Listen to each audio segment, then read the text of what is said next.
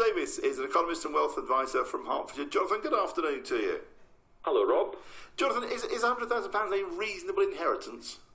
Well, that's not really for us to say. The other thing to note, of course, is it's 100,000 between all the inheritors. It's not 100,000 per person, is it? No, it's combined, isn't it? It's the whole lot. Mm. It appears that there's a bit of an amendment to this Conservative policy.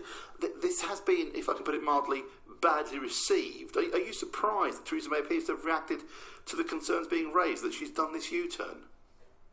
I'm certainly not surprised it's been badly received, because clearly this is a group of politicians saying that people are going to have to pay more for something.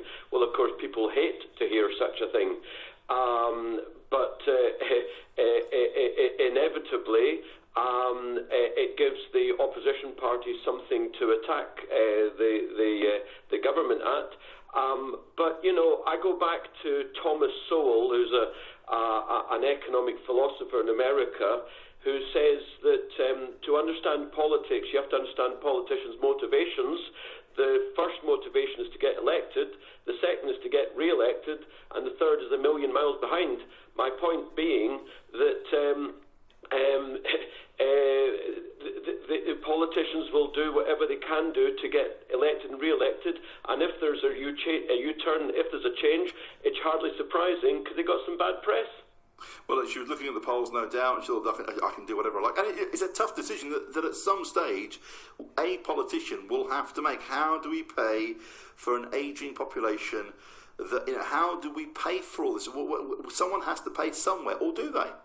Well, of course someone has to pay, and that is the point. And I'm so glad that you brought it up, because that is a serious point. We're talking about millions of folks in their late 80s, 90s, hundreds even. Do you know, within 15 years, there's likely to be 10,000 110-year-olds. Exactly. It's that impressive. Well, we should be celebrating that, because again, who pays for their care? Well, that is the point. And as a free market libertarian, I would say that if you are well-to-do, if you've made massive tax-free gains on your property and you have therefore excess assets, then you should pay for it.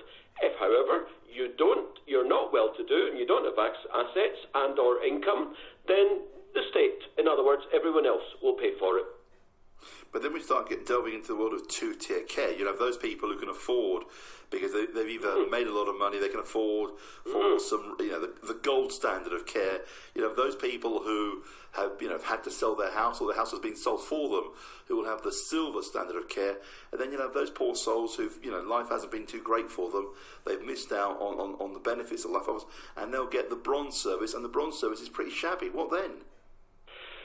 Well, it's like everything. You get what you pay for, and no one says that the world owes you a living or care. No one says that everyone should have the same. And those. Hang on, but the state says we will. Jonathan, the first objective of any prime minister is the well-being of the people of the country. The well-being, meaning the mental and physical well-being of the people. Yeah, absolutely. And that's exactly, I would suggest to you, what the Conservative manifesto point here is, that instead of those who don't receive the care, instead of them paying for well-to-do people's care, the well-to-do should pay for it themselves. It's just like you buy an expensive car or you buy a cheap car. I mean, that's what we're talking about. And, that is life. Jonathan, you watch this reaction, you're going to love this. Jonathan, can't any Prime Minister of the country go to the Bank of England, just print that button, just print a load more money and pay for it that way? Well, of course, that is... We've done it before. Excuse me? We've done it before for the banks. Well, that's what I'm saying. That's what effectively has been going on for the last 8 years. And indeed, I wrote about this, as it happens, just a couple of months ago.